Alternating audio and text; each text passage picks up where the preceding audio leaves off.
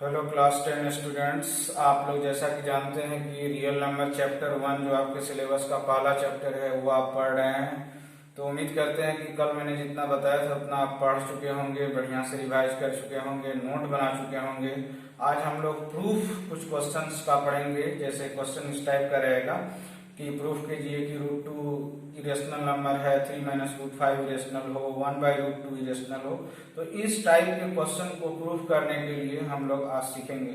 उसके लिए आप थोड़े से चीजों को दिमाग में रखें जो इम्पोर्टेंट चीज है। जैसे मान के चलिए अगर 2 डिवाइड्स करता है 8 को, ऑब्वियस है कि 2 डिवाइड्स करता है 8 को कितनी बार में, 4 टाइम्स में डिवाइड करता है। In the same way 2 divides है ना उसके स्क्वायर को करेगा, यानी 2 डिवाइड्स है ना 64 को करेगा। यानी क्या सीखे कि 2 8 को डिवाइड कर रहा है, तो यदि 2 8 को डिवाइड कर रहा है तो वही 2 उस 8 के स्क्वायर 64 को भी डिवाइड करेगा। देखिए 2 इस 64 को डिवाइड कर सकता है, बिल्कुल 32 टाइम्स में डिवाइड कर रहा है। तो ये सीख लें आप कि अगर कोई नंबर किसी दूसरे नंबर को डिवाइड करता है तो वही नंबर उस नंबर के स्क्वायर को भी डिवाइड करेगा। ये एक कंसेप्ट हुआ कि 2 डिवाइड्स 8 को किया तो 2 उस 8 के स्क्वायर 64 को भी डिवाइड करेगा। और दूसरा चीज जो रेशनल नंबर का सबसे इंपॉर्टेंट है कि रेशनल नंबर में सिंपलेस्ट फॉर्म क्या चीज होता है। अगर मैं लिखूं 7/63, ठीक, तो आप देखेंगे कि यह इसमें P7 है और Q 63 है। या PQ कोई बच्चा नहीं ले, XY ले, AB ले, तो A के रूप में 7 है और B के रूप में 63 है। तो क्या 7/63 रेशनल नंबर है? तो जवाब बिल्कुल आएगा कि हाँ यह एक रेशनल नंबर है। लेकिन यह पूछा जाए कि क्या 7/63 है ना सिंपलेस्ट फॉर्म में है, तो आंसर नो में आएगा। क्यों नहीं है 7/63 सिंपलेस्ट फॉर्म में? तो आप लोग पढ़े होंगे जूनियर क्लासेस में, आई थिंक 6 और 7 में, कि सिंपलेस्ट फॉर्म क्या होता है। तो किसी भी नंबर्स में कोई कॉमन फैक्टर नहीं होना चाहिए 1 के अलावा। जैसे आप देखें 7/63 कटता है, वो 7 से ही कट रहा है, 7 1 7 1 टाइम्स में और 7 9 जा 63, तो ये क्या निकल कर आएगा 1/9। तो आप देखें 7/63 भी रेशनल है और वही 1/9 भी रेशनल है। लेकिन दोनों में क्या अंतर है? 7/63 है ना रेशनल नंबर तो है लेकिन इसमें कॉमन फैक्टर निकल सकता है, और 1/9 भी रेशनल नंबर है लेकिन इसमें कॉमन फैक्टर नहीं निकल सकता है। तो 7/63 एक ऐसा रेशनल नंबर है जो सिंपलेस्ट फॉर्म में नहीं, इसमें कॉमन आ सकता है। 1/9 एक ऐसा रेशनल नंबर है जो कि इसमें सिंपलेस्ट फॉर्म नहीं होगा। ये 1/9 किसी से कटेगा ही नहीं अदर देन 1। यानी ऐसा कह सकते हैं कि अगर कोई रेशनल नंबर सिंपलेस्ट फॉर्म में है तो उसमें 1 ही फैक्टर होगा। जैसे 1/9 है ना, जैसे 2/7। 2/7 आप बताओ किससे कटेगा? 2/7 किसी से नहीं कटेगा। तो 2/7 तो सिंपलेस्ट फॉर्म हो गया रेशनल नंबर का। तो सिंपलेस्ट फॉर्म का कहने का मतलब ये हुआ कि the number must not have any common factor other than 1, that is simplest form. Either if you will write 9/81, this is a rational number but you can't say that this is in simplest form. Okay, एक चीज और देखें आप लोग, अगर कहीं पर लिखा हो 2b² बराबर a², इसका मीनिंग क्या है?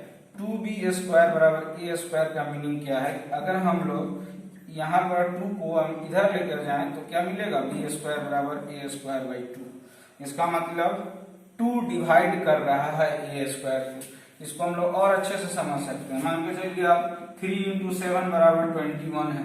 मान के चलिए 3 × 7 बराबर 21, क्योंकि आप देखिए 3 और 7 को इंटू करते हैं तो क्या मिलता है 21। इसका मतलब है कि 3 क्या करेगा, इस 21 को 7 टाइम्स में काट देगा, या 7 भी इसको 3 टाइम्स में डिवाइड कर देगा। इसका मतलब क्या है कि ये नंबर इन दोनों का प्रोडक्ट है 21, तो ये दो नंबर उस 21 को डिवाइड कर रहे हैं। In the same way 2b² बराबर a² है, तो b² भी करेगा, ठीक, और 2 भी करेगा। तो हमें तो 2 से मतलब है संख्या से, तो 2b² बराबर a² अगर है तो आप ये कह सकते हैं कि 2 डिवाइड्स a²। देखिए 2 यहाँ इंटू में है और जब ये इंटू से इक्वल्स के इधर आएगा तो क्या लेगा डिवाइड में।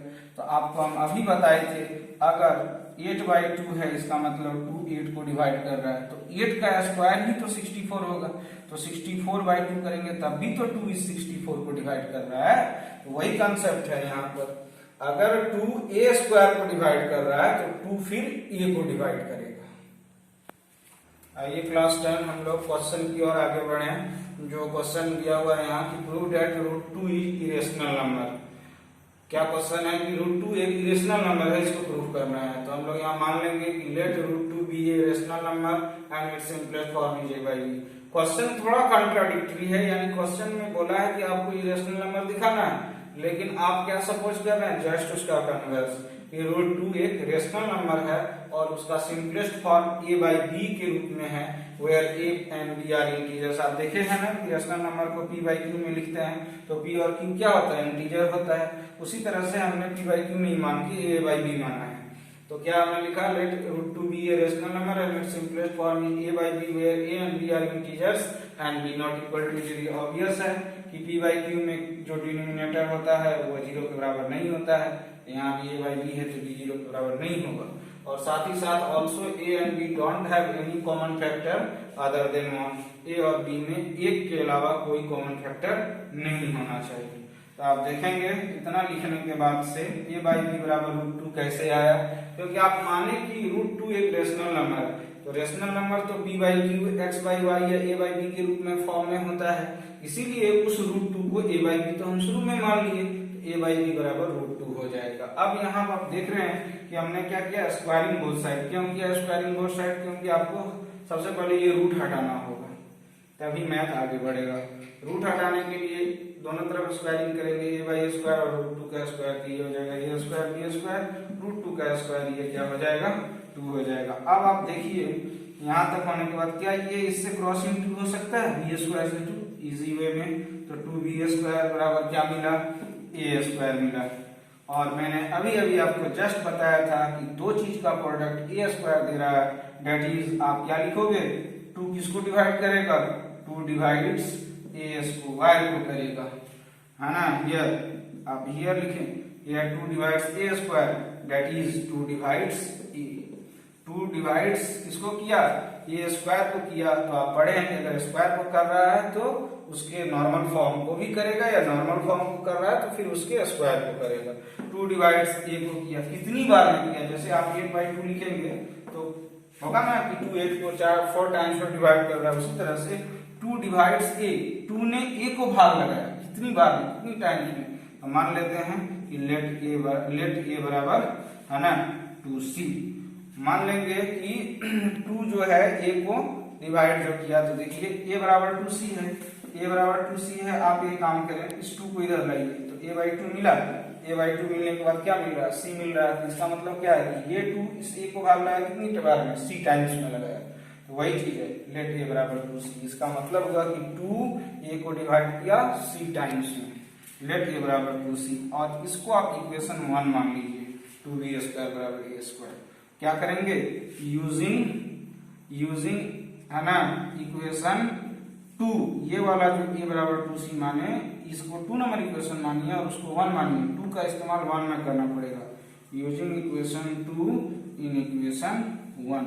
जैसे इक्वेशन 1 में करेंगे क्या आएगा, आने से क्या होगा, फ्रॉम इक्वेशन 1 आप लिखें यहाँ पर, फ्रॉम इक्वेशन 1 क्या है, 2b² बराबर a² है। और आप देखिए a बराबर 2c है, तो जहां a है वहां 2c आप बैठा दें, 2c, तो यहाँ a के जगह पर 2c बैठा दिया हमने। 2b² मिला और ये इसका क्या मिला, 4c² मिला। तो ये क्या, इस 2 से इस 4 को काट सकते हैं, बिल्कुल 2 टाइम्स में, तो b² बराबर क्या मिला, 2c²। फिर वही कन्वर्स प्रोसेस देखिए, यहाँ अगर 2 को हम इधर लेके आएंगे तो क्या मिलेगा, b² 2 बराबर c² मिलेगा, ठीक है। तो यहाँ लिखना पड़ेगा, हियर 2 डिवाइड्स इसको करेगा, यहाँ से ऐसे देखिए आप, 2 क्या b² के नीचे आ सकता है, बिल्कुल, तो हम कह सकते हैं 2 डिवाइड्स b²। और यदि b² को करता है तो 2 डिवाइड्स किसको करेगा, b को करेगा।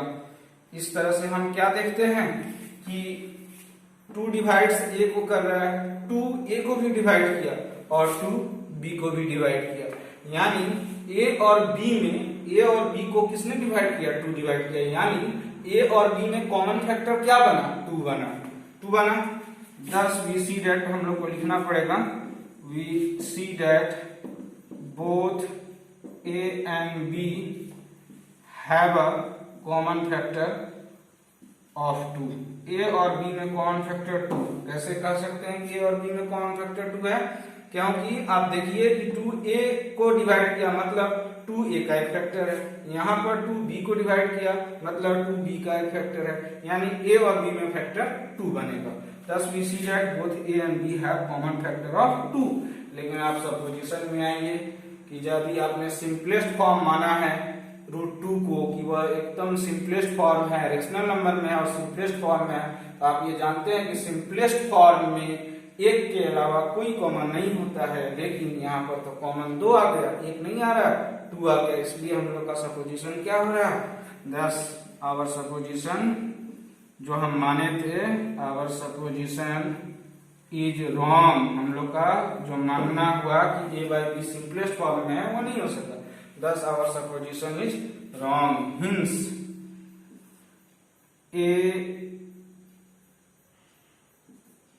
hence √2 is irrational number.